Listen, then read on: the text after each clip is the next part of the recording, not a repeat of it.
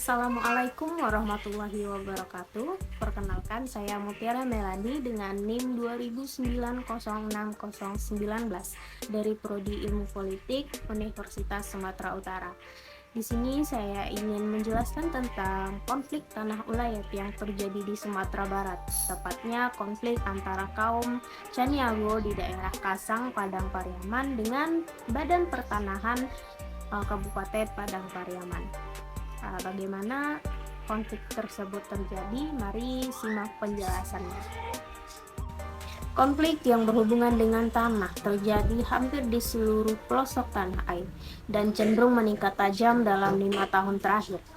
Pada umumnya, konflik yang terjadi berkaitan dengan penggunaan tanah untuk aktivitas akumulasi kapital seperti pertambangan, perkebunan, dan eksploitasi hutan, perluasan kota, serta pemekaran wilayah. Kasus pertanahan yang sering terjadi bila dilihat dari konflik kepentingan para pihak dalam berkonflik antara lain: 1. Rakyat berhadapan dengan birokrasi. 2. Berhadapan dengan perusahaan negara dan perusahaan swasta, serta konflik antar rakyat. Pengaturan terkait dengan keberadaan tanah ulayat juga diakui oleh Undang-Undang PA yang terdapat pada pasal 5 yang menyebutkan bahwa hukum agraria yang berlaku atas bumi, air, dan ruang angkasa adalah hukum adat sepanjang tidak bertentangan dengan kepentingan nasional dan negara. Sejalan dengan pasal 3 Undang-Undang PA menyebutkan hak-hak ulayat atau hak-hak yang serupa dengan hak ulayat dari masyarakat hukum adat diakui eksistensinya sepanjang menurut kenyataan masih ada. Namun pelaksanaannya harus sedemikian rupa sesuai dengan kepentingan nasional dan negara yang berdasarkan atas persatuan bangsa, serta tidak boleh bertentangan dengan undang-undang atau peraturan yang lebih tinggi. Sebelum itu, saya ingin menjelaskan sedikit mengenai tanah ulayat. Tanah ulayat merupakan warisan dari nenek moyang Pasukuan dan mempunyai makna sakral dalam kaum di Sumatera Barat. Dalam Peraturan Daerah Provinsi Sumatera Barat Nomor 16 Tahun 2008 terkait tanah ulayat dan pemanfaatannya, tanah ulayat dibagi ke dalam 4 kategori, yaitu yang pertama, tanah ulayat nagari adalah tanah yang beserta sumber daya alam yang ada di atasnya dan di dalamnya merupakan hak penguasaan oleh minyak mama kerapatan adat nagari atau KAN dan dimanfaatkan sebesar-besarnya untuk kepentingan masyarakat nagari, sedangkan pemerintahan nagari bertindak sebagai pihak yang mengatur untuk pemanfaatannya. Yang kedua, tanah ulayat suku. Tanah ini adalah milik atas sebidang tanah beserta sumber daya alam yang berada di atas dan di dalamnya, merupakan hak milik kolektif semua anggota suku tertentu yang penguasaannya dan pemanfaatannya diatur oleh penghulu-penghulu suku tersebut. Yang ketiga yaitu tanah ulayat kaum. Tanah ulayat ini adalah hak milik atau sebidang tanah beserta sumber daya alam yang ada di dalamnya, merupakan hak milik semua anggota kaum yang terdiri dari jurai dan pari, yang penguasaan dan pemanfaatannya diatur oleh mama jurai atau mama waris. Nah, yang terakhir atau yang keempat yaitu tanah ulayat arjo adalah hak milik atas sebidang tanah beserta sumber daya alam yang ada di atas dan di dalamnya, yang penguasaannya dan pemanfaatannya diatur oleh laki-laki tertua dari garis keturunan ibu di sebagian nagari di Provinsi Sumatera Barat.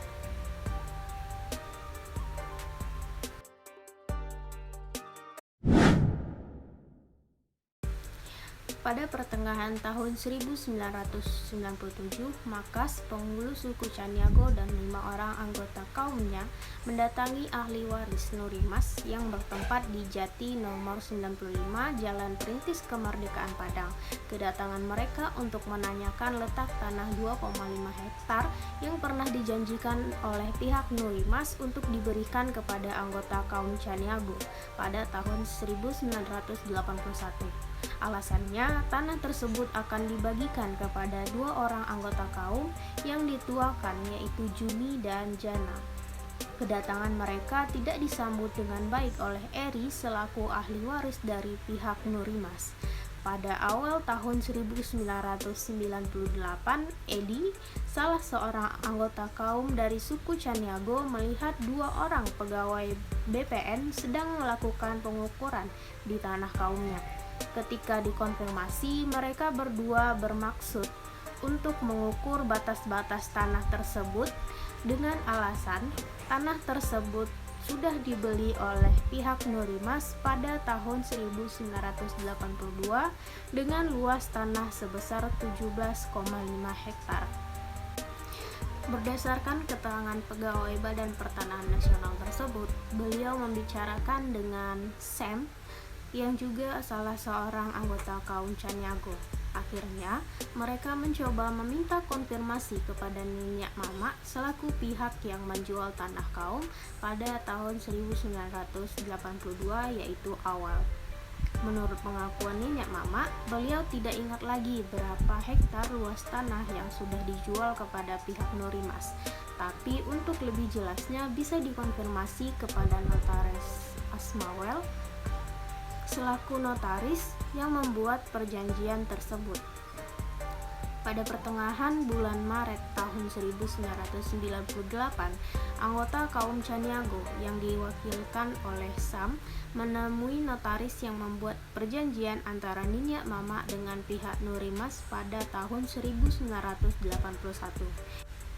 Pihak notaris tidak mengizinkan pihak anggota kaum Caniago untuk melihat akta tersebut, kecuali dengan membawa pihak yang terlibat dalam pendandatanganan perjanjian tersebut, serta membayar administrasi sebesar Rp100.000. Setelah dipenuhi syarat yang diminta oleh pihak notaris, barulah anggota kaum bisa melihat akta tersebut. Adapun isi dari perjanjian yang telah disepakati di depan Asmawel Amin pada tanggal 24 Juli 1981, Pasal 1 menyatakan bahwa pihak pertama berjanji dan mengikat dirinya untuk menguasakan agar tanah tersebut memperoleh sertifikat dari kantor agraria dan segera setelah sertifikat atas tanah tersebut keluar, menjualnya kepada pihak kedua, dan pihak kedua berjanji untuk membeli dari pihak pertama, yaitu sebidang tanah terletak di Muarokasang, Kecamatan Lubu Alung, Kabupaten Padang Pariaman, yang luasnya lebih kurang 10 hektar, sebagaimana diuraikan di atas, dan demikian dengan harga Rp500 per meter. Pasal kedua, pada hari ini pihak pertama telah mengaku menerima uang dari pihak kedua sebanyak Rp350.000 sebagai panjar pembelian tanah tersebut. Akta ini berlaku pula sebagai tanda penerimaan atau kwitansi, sedangkan sisanya sesuai dengan luas tanah setelah diukur oleh agraria akan dibayar lunas oleh pihak kedua kepada pihak pertama dalam jangka waktu 6 bulan setelah sertifikat tanah tersebut keluar dan tercatat atas nama pihak pertama. Pasal ketiga, bila mana sertifikat atas tanah tersebut tidak dapat keluar, maka ada gugatan dari pihak ketiga lainnya, atau karena hal-hal, maka semuanya adalah merupakan tanggung jawab pihak pertama, dan pihak pertama wajib untuk mengurus sampai selesai, dan jika sertifikat tersebut tidak memungkinkan keluar lagi, maka panjar yang telah diterima pihak pertama harus dikembalikan kepada pihak ketiga.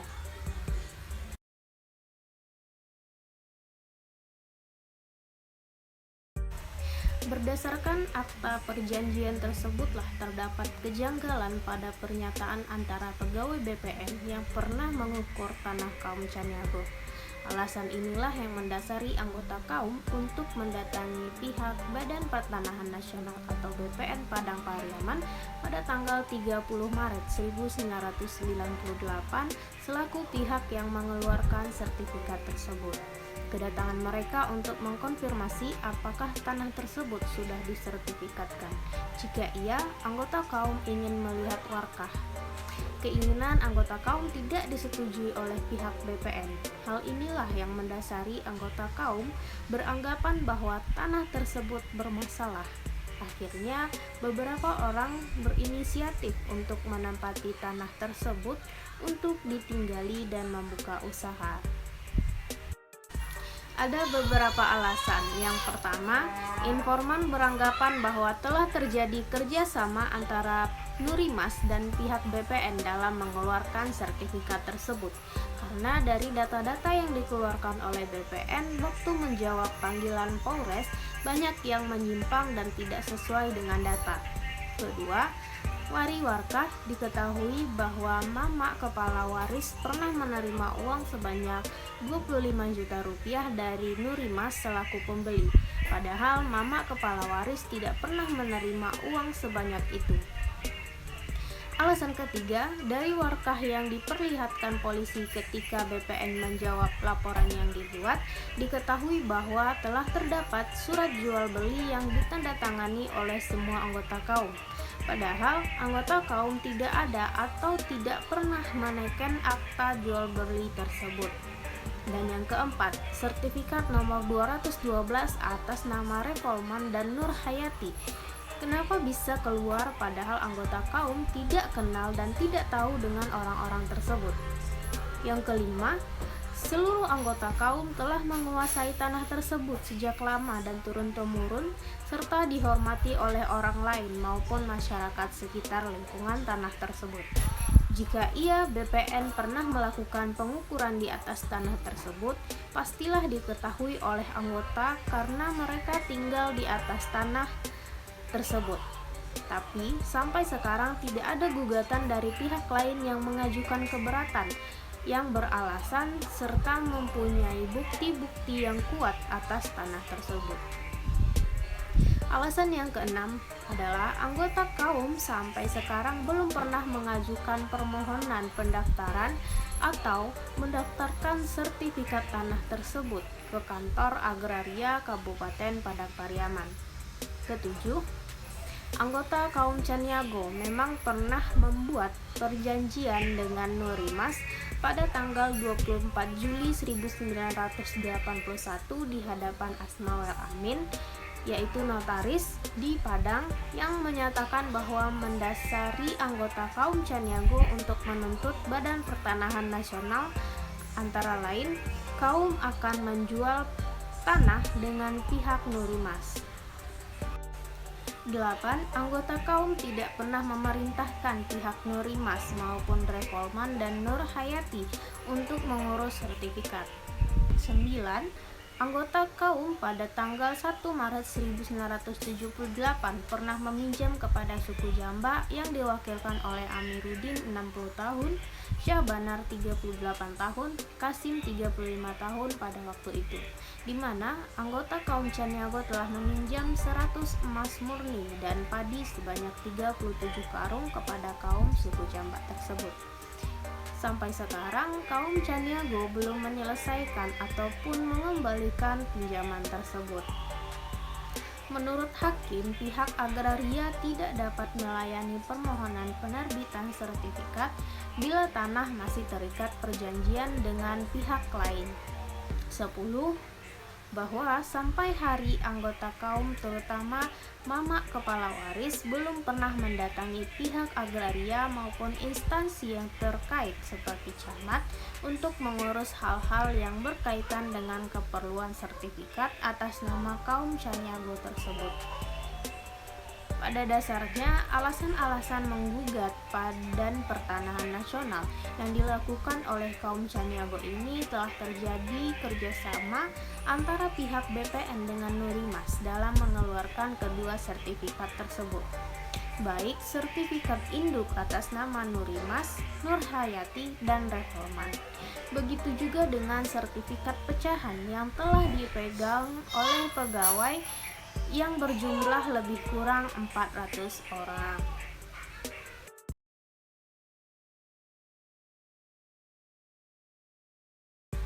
Dalam menyelesaikan sengketa tanah adat, di Minangkabau meletakkan kebenaran pada tingkat yang paling tinggi dengan menempatkan pemangku adat sebagai pelaksanaan dari kebenaran yang memposisikan musyawarah dan mufakat. Sebelum anggota kaum memproses gugatan ke pengadilan, pihak Badan Pertanahan Nasional melalui 2 orang pegawainya mendatangi kaum Caniago. Kedatangan mereka untuk melakukan musyawarah mufakat dengan meminta kesediaan anggota kaum untuk tidak memperpanjang permasalahan ini sampai tahap pengadilan. Namun, anggota kaum menerima dengan syarat tertentu, yakni pihak Badan Pertanahan bisa mengumpulkan semua pemegang sertifikat pecahan yang berjumlah 400 sertifikat. Akan tetapi, pihak BPN tidak menyanggupi syarat yang diminta oleh pihak anggota kaum tersebut. Alasan mereka, pemegang sertifikat tersebut terdiri dari pegawai-pegawai, yaitu pegawai Dinas Pendidikan tingkat 1, pegawai BPS atau Badan Pusat Statistik, guru, bahkan polisi yang tidak semua diketahui oleh pihak Badan Pertanahan Nasional. Ketidaksanggupan pihak BPN ini untuk menandatangani Ketidaksanggupan pihak Badan Pertanahan Nasional untuk mendatangi pemegang sertifikat pecahan tersebut mendasari anggota kaum untuk melanjutkan gugatan kepada Kepala Agraria ke pengadilan, sehingga penyelesaian masalah ini sampai sekarang dilakukan melalui jalur hukum. Oleh karena itu, pada 7 November 2002 dimasukkan perkara ini ke Pengadilan Tata Usaha Negara atau PT-UN Padang.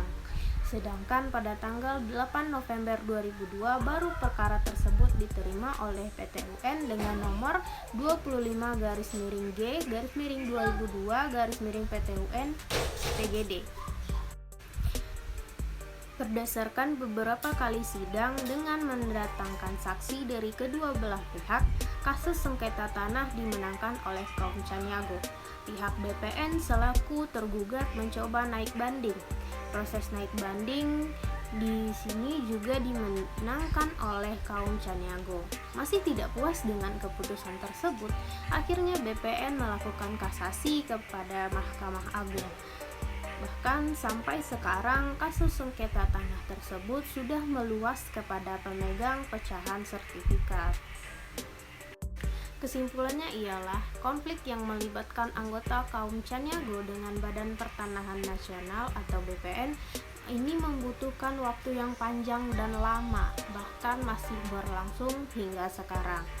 Konflik ini didasari pejabat PPN selaku instansi yang paling berhak untuk bisa mengeluarkan sertifikat tanah dianggap tidak menjalankan prosedur yang benar dalam mengeluarkan sertifikat kaum Caniago.